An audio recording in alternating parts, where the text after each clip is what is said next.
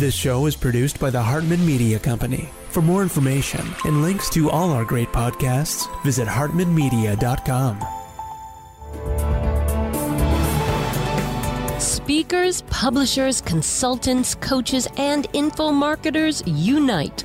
The Speaking of Wealth Show is your roadmap to success and significance. Learn the latest tools, technologies, and tactics to get more bookings, sell more products, and attract more clients.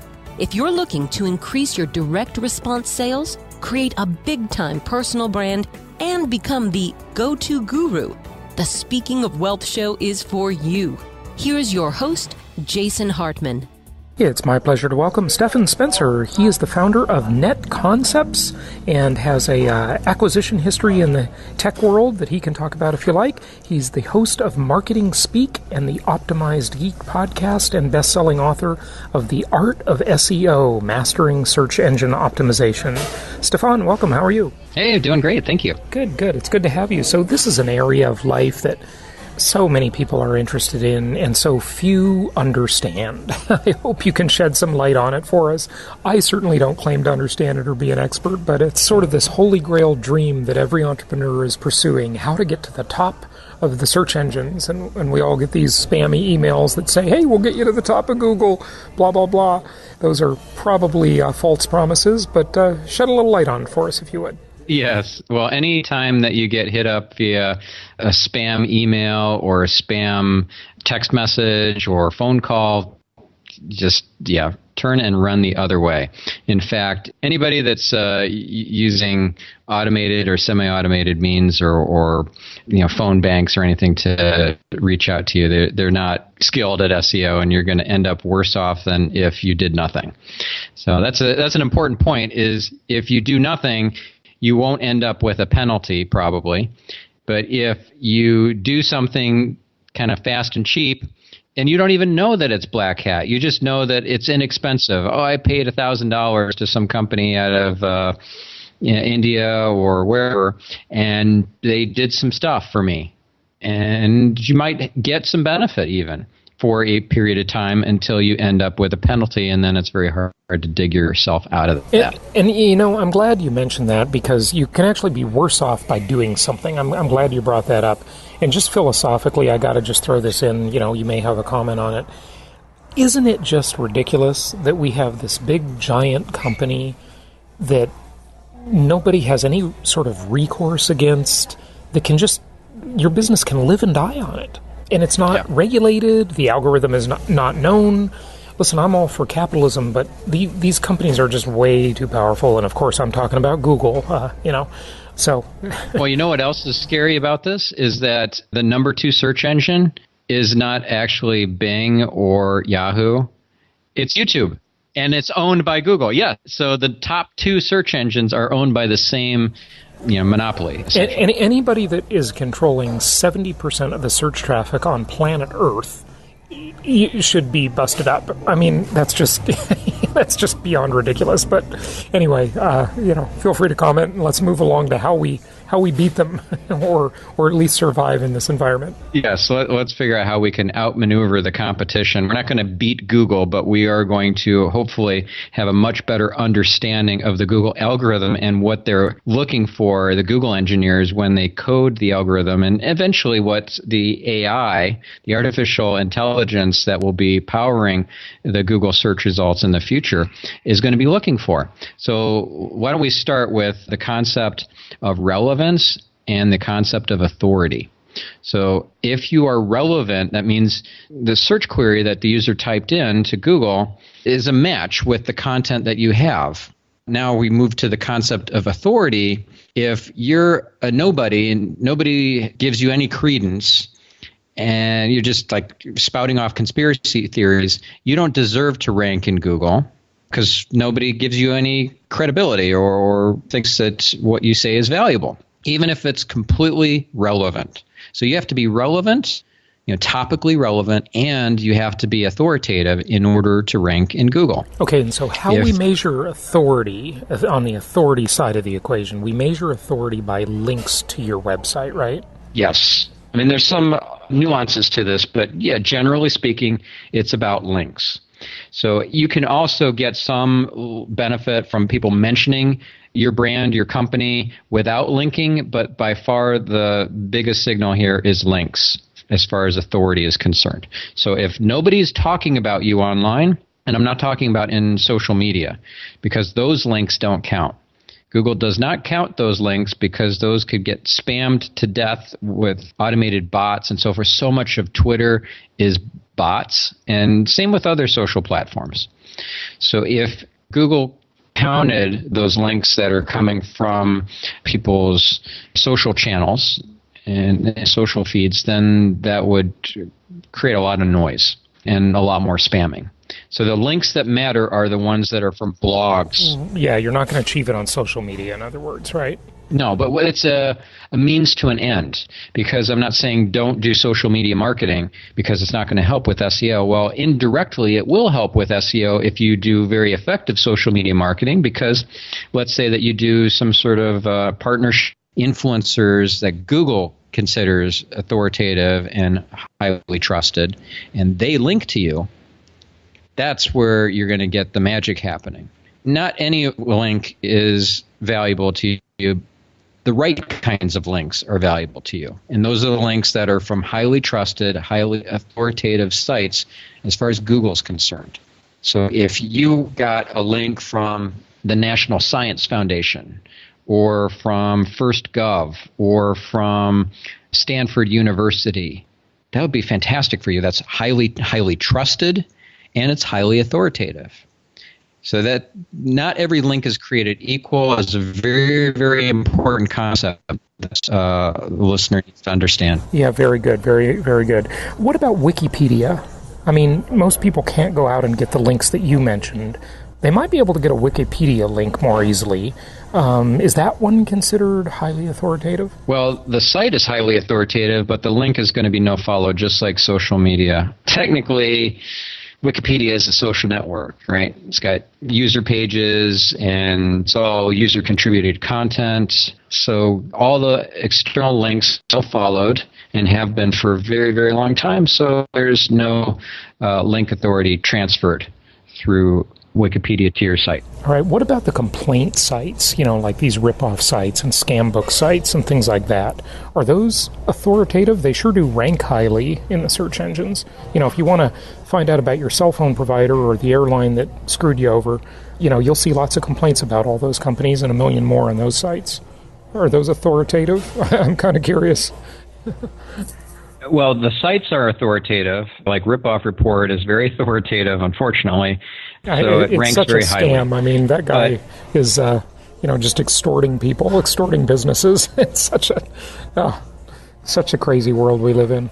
But, it's interesting that you mentioned that. It is unfortunate. Yeah, it really is. It's interesting that you mentioned that one, though, because I saw maybe a conspiratorial video about how Google actually likes that, because they have a good opportunity to sell ads against sites like that.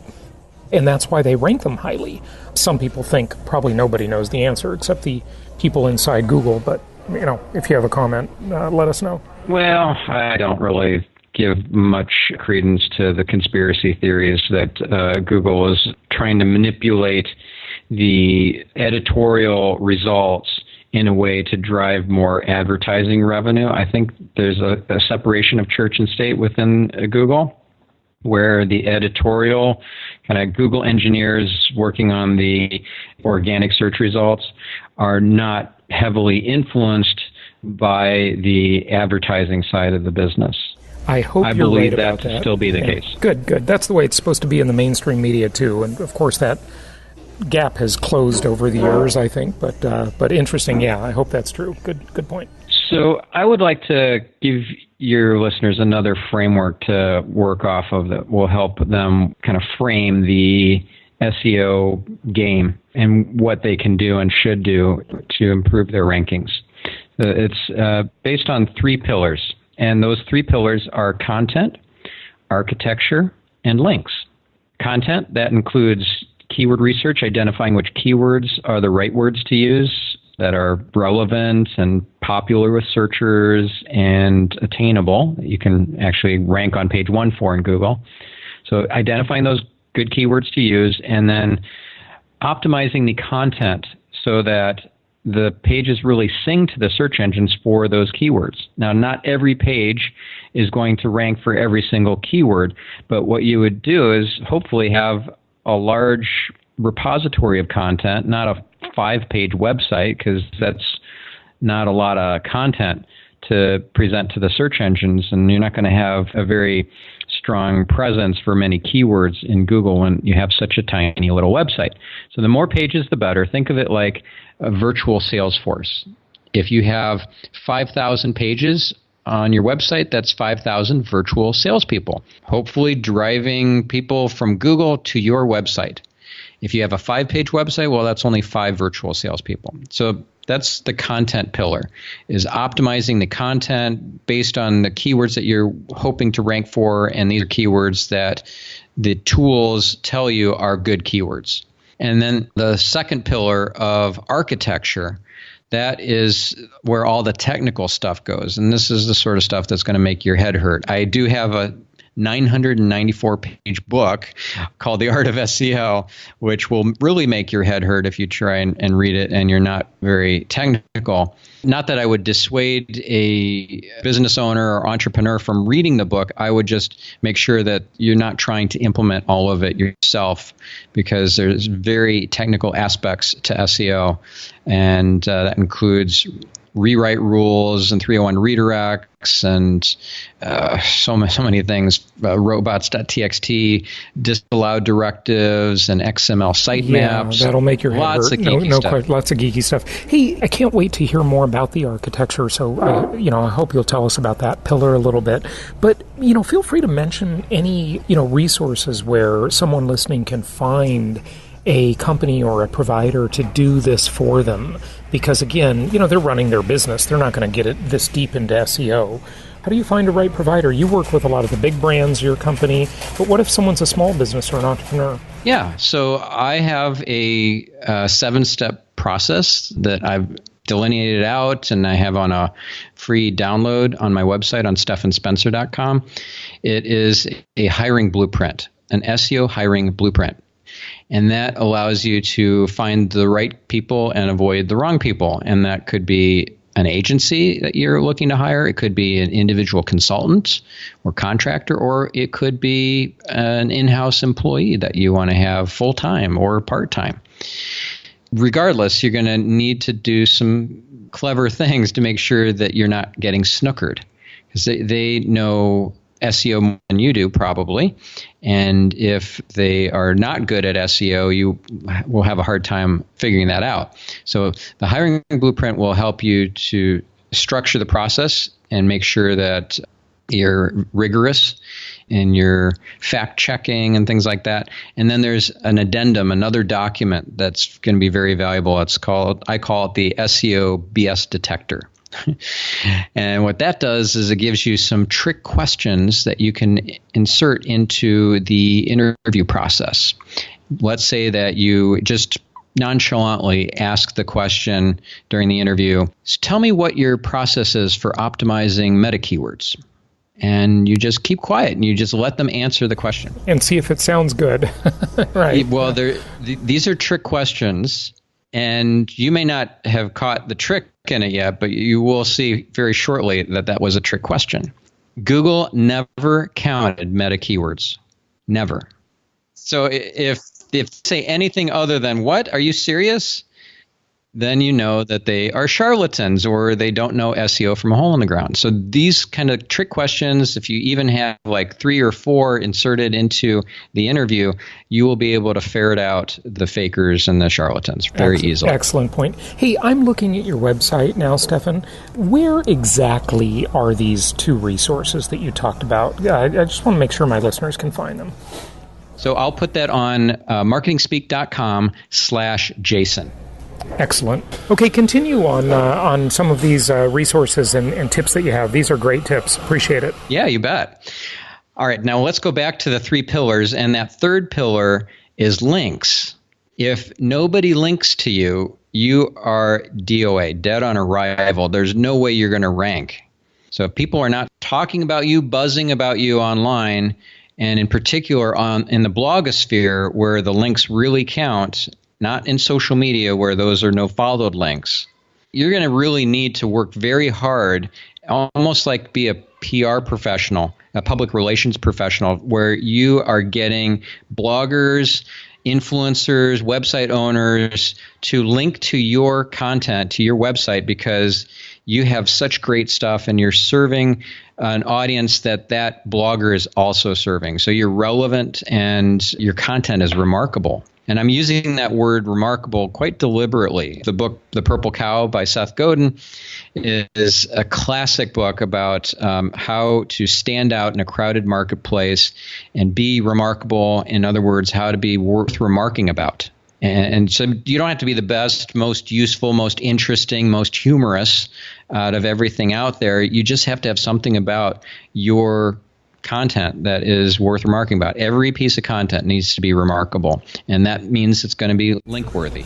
Okay, so what do people do? Do they hire writers, write their own articles? Do they use plugins like Yoast, which is a search engine optimizing plugin for blog posts on WordPress? Or any thoughts about the remarkable content? Yeah. So they're going to need to use some tools for sure, but most importantly, to think outside the box, be creative in the process of coming up with ideas for listicles, top 10 list type blog posts, or infographics, or viral videos, or quizzes, self-assessments, checklist, worksheets, calculators, downloadable tools, plugins, and add-ons and that sort of stuff. Whatever it is that the person is creating, the company is creating, needs to be remarkable, and it should be something that it's in people's own self-interest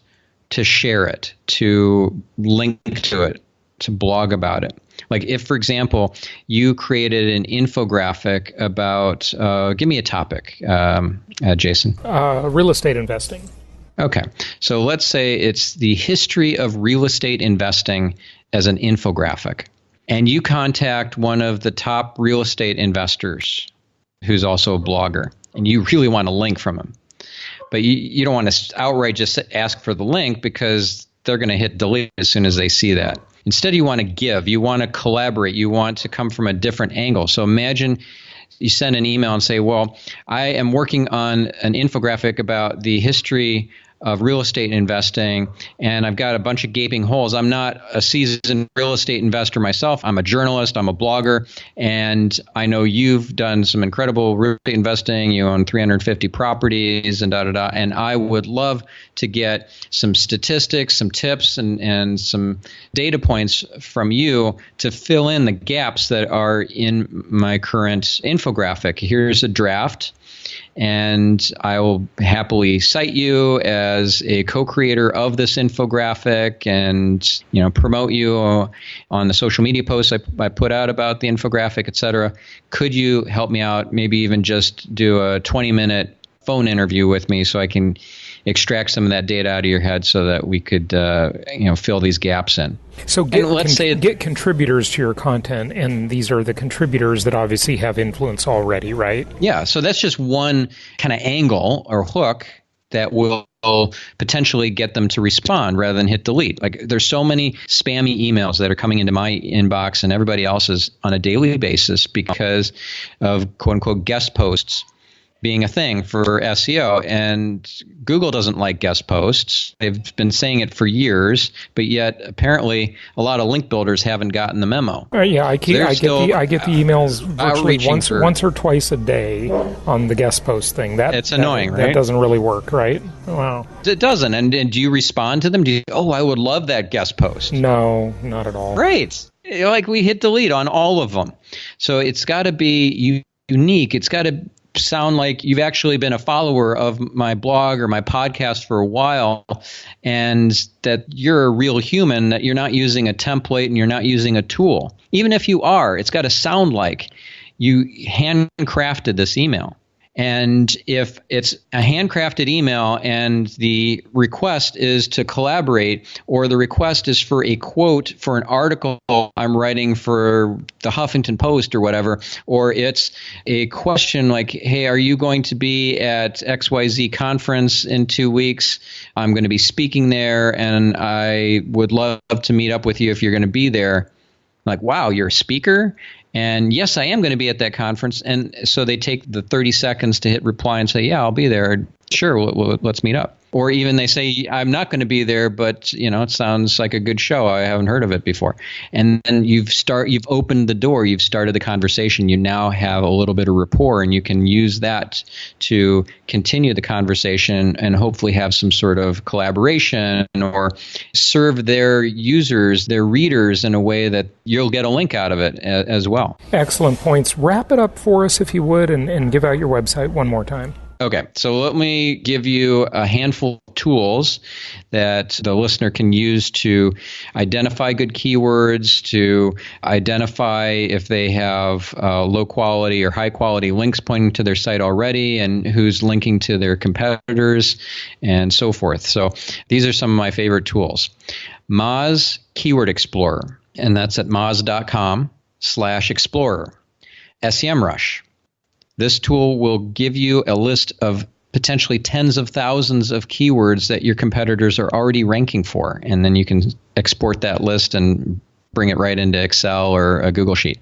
It's SEMrush.com, a tool that does that same thing. These are two different tool sets, but they have some of the same functionality, and that's Searchmetrics.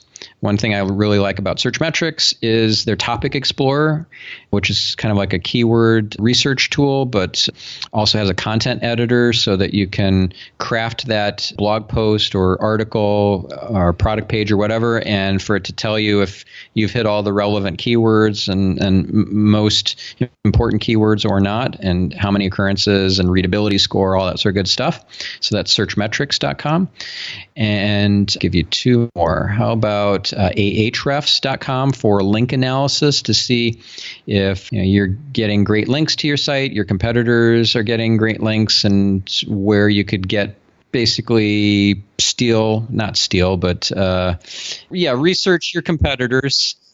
How about competitive intelligence of your competitor's link profile, and the top links that they're getting you could go after yourself? And that would be with Ahrefs. You could also do the same thing with majestic.com.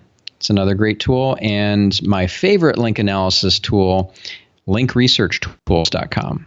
So there's a bunch of tools for your listeners. Excellent. Thank you so much. Appreciate it. Yes. Give out your website one more time. Let's wrap it up. StephanSpencer.com, STEPHAN, SPENCER.com. And my two podcasts are Marketing Speak. So that's marketingspeak.com, and The Optimized Geek, optimizedgeek.com. Excellent. Stephan Spencer, thanks for joining us. Thanks for having me. Thank you so much for listening. Please be sure to subscribe so that you don't miss any episodes. Be sure to check out the show's specific website and our general website, hartmanmedia.com, for appropriate disclaimers and terms of service. Remember that guest opinions are their own, and if you require specific legal or tax advice or advice in any other specialized area, please consult an appropriate professional. And we also very much appreciate you reviewing the show. Please go to iTunes or Stitcher Radio or whatever platform you're using and write a review for the show. We would very much appreciate that. And be sure to make it official and subscribe so you do not miss any episodes. We look forward to seeing you on the next episode.